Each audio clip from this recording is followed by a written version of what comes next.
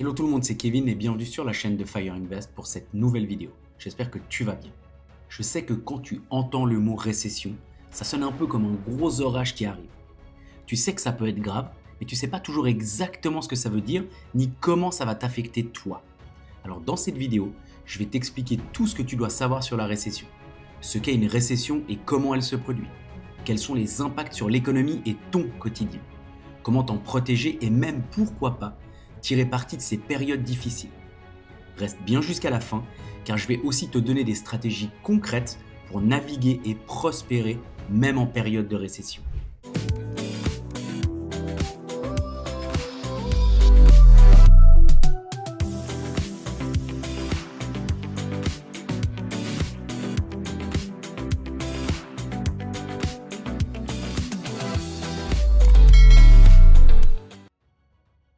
Avant de commencer à rentrer dans le vif du sujet, commençons par poser les bases. Qu'est-ce qu'une récession ? En termes simples, une récession, c'est une période pendant laquelle l'économie arrête de croître et commence à se contracter. Cela se produit par plusieurs signaux clés. Une baisse du PIB, produit intérieur brut, pendant au moins 2 trimestres consécutifs. En d'autres termes, l'économie produit moins de biens et de services qu'avant. Une augmentation du chômage, car les entreprises réduisent leurs coûts en licenciant ou en gelant les embauches. Et ensuite, une chute de la consommation des investissements. Les consommateurs dépensent moins et les entreprises hésitent à investir dans de nouveaux projets ou équipements. Alors pourquoi une récession se produit-elle ? Les causes d'une récession, elles sont souvent complexes et interconnectées. Voilà les 3 principales. Un choc économique.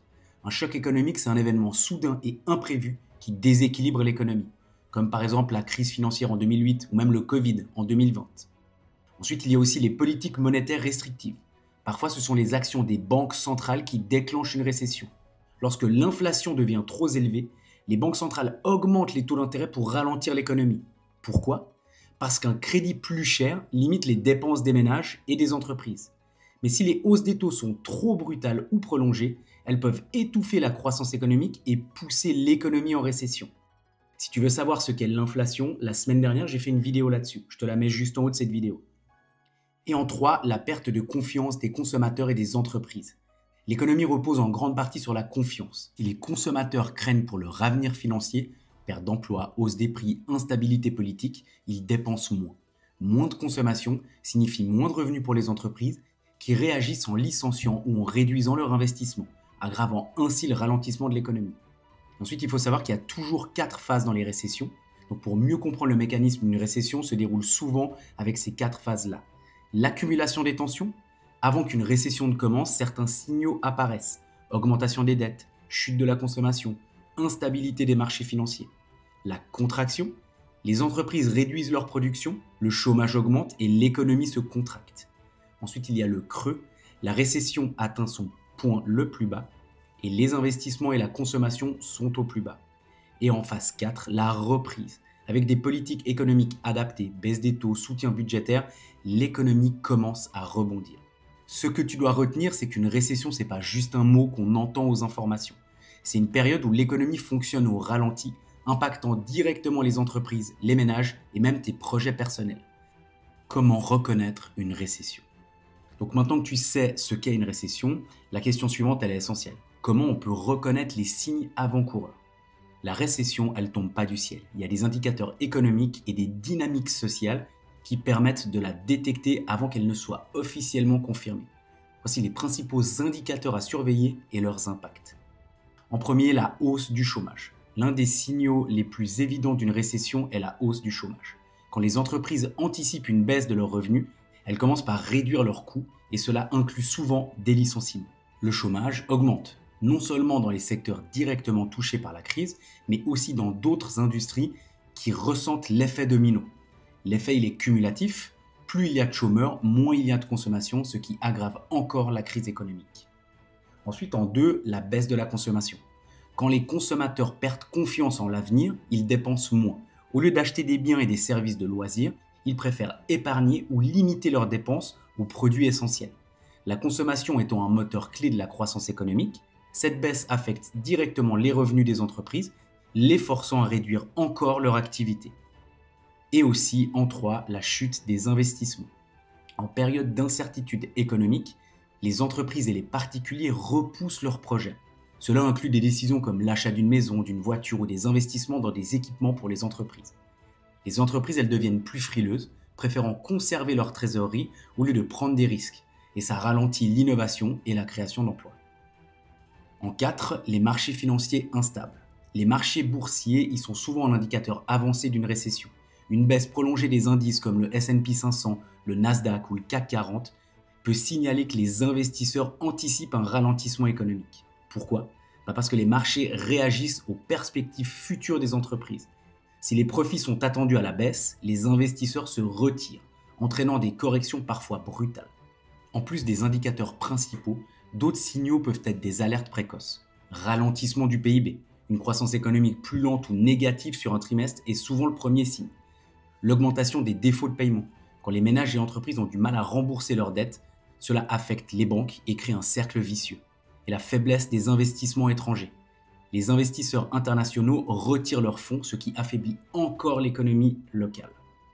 Donc pour cette partie, on sait maintenant reconnaître les signes avant-coureurs d'une récession. C'est comme lire les nuages avant une tempête.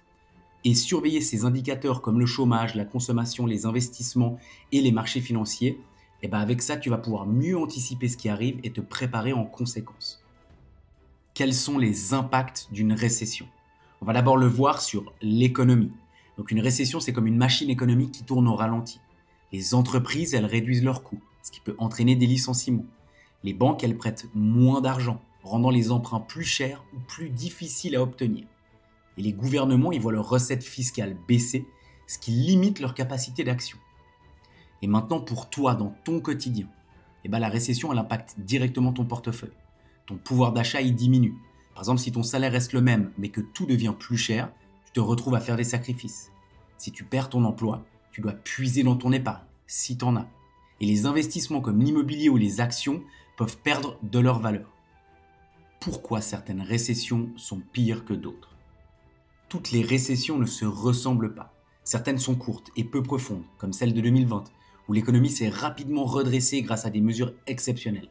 D'autres, en revanche, sont longues, profondes et laissent des cicatrices durables, comme celle de 1929 ou de 2008 plus récemment. Alors pourquoi cette différence ? Pourquoi certaines récessions se terminent en quelques mois alors que d'autres durent des années ? Ça va dépendre de plusieurs facteurs qu'on va analyser ensemble maintenant. Déjà, le premier problème, ça va être la structure de l'économie. Quand l'économie entière repose sur un secteur en crise, ça peut transformer une simple récession en catastrophe. On parle ici de problèmes structurels, c'est-à-dire des failles profondes dans le fonctionnement de l'économie. Si on reprend l'exemple de la crise financière de 2008, tout a commencé avec le marché immobilier américain, où des millions de prêts risqués, c'était les subprimes, avaient été accordés à des ménages qui n'avaient pas la capacité de rembourser. Ces prêts étaient ensuite transformés en produits financiers complexes, détenus par des banques du monde entier.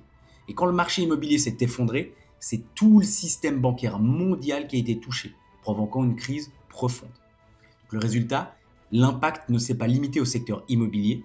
Les banques, les entreprises et les ménages ont tous été affectés, aggravant et prolongeant cette récession. Le point numéro 2, ça va être la mauvaise réponse des gouvernements. Le rôle des gouvernements et des banques centrales est crucial pendant une récession. Une réponse rapide et adaptée peut limiter les dégâts. Mais si les politiques publiques sont trop lentes, mal ciblées ou inefficaces, elles peuvent aggraver la situation. En 3, la perte de confiance des consommateurs et des entreprises.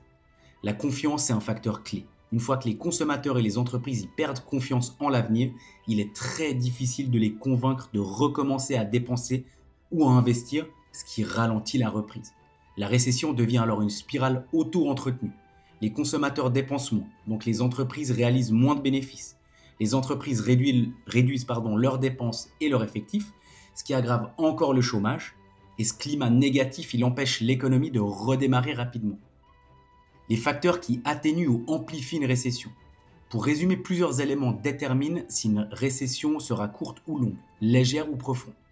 La structure de l'économie, plus elle est diversifiée, plus elle peut absorber les chocs.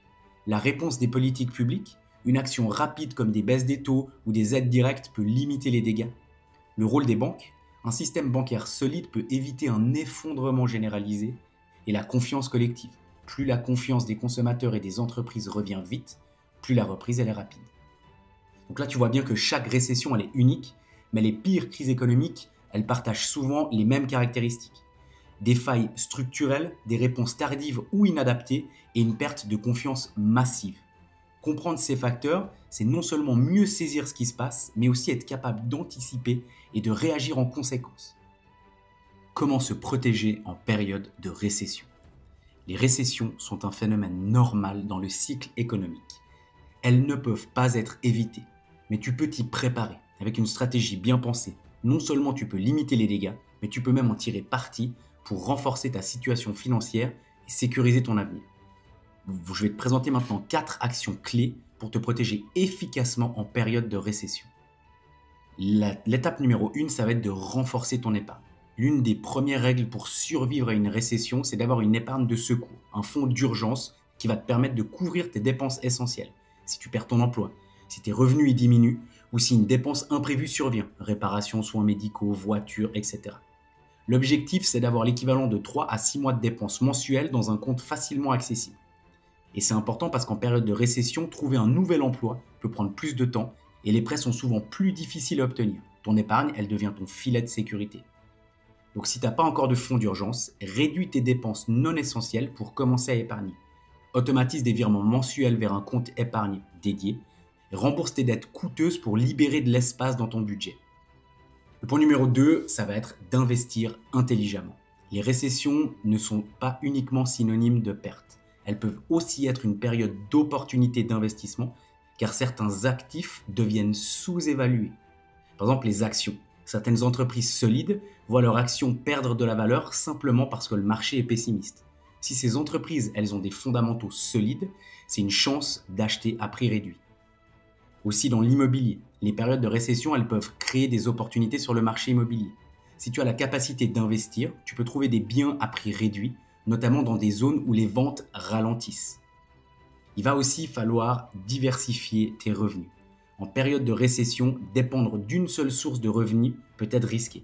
Si c'est ton emploi principal qui est impacté, avoir d'autres sources de revenus peut faire toute la différence. Tu pourrais par exemple lancer un side hustle. C'est d'utiliser tes compétences pour proposer des services en freelance, de la rédaction, du design, consultation, etc. Des revenus passifs. Investis dans des actifs générant des revenus réguliers, comme des dividendes d'actions ou des locations immobilières, ou alors créer une activité complémentaire. Par exemple, vendre des produits ou des services en ligne. Pourquoi c'est important? Parce que plus tu as de sources de revenus, moins tu dépends de ton emploi principal. Et ça va te permettre de mieux absorber les impacts d'une récession. Et en 4, il va falloir aussi bien évidemment éviter les dettes à risque.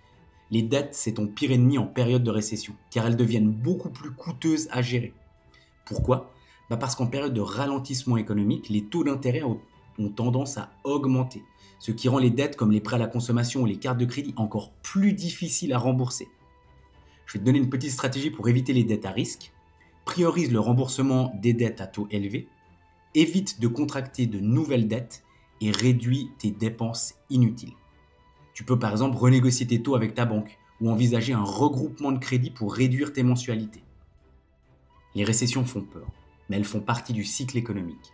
Ce qui compte, c'est de comprendre comment elles fonctionnent et d'être prêt à y faire face. Maintenant que tu sais ce qu'est une récession, pourquoi elle se produit et quels sont ses impacts, il devient plus simple d'anticiper les signaux, d'adopter une stratégie adaptée et de prendre des décisions éclairées. Cette connaissance te permet non seulement de protéger ton capital, mais aussi de repérer les opportunités qui se présentent en période de crise.